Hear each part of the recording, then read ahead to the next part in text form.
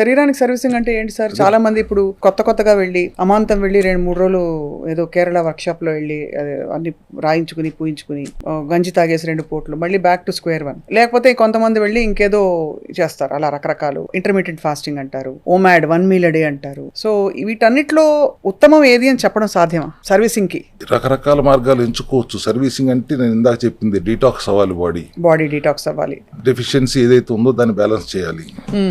ఇప్పుడు intermediate fasting అన్నారు. Basic fuel to any cell మన ఎనాటమీలో మొదటి సంవత్సరం నేర్పించేది glucose. But healthy cells glucose పెట్టినా, ఫైబర్ పెట్టినా, ఫ్యాట్ పెట్టినా, ప్రోటీన్ పెట్టినా, ఏది పెట్టినా అది తినేసి వాటి పని చేసుకుంటే టైం వచ్చినప్పుడు చనిపోతాయి, కొత్తవి వస్తూ ఉంటాయి.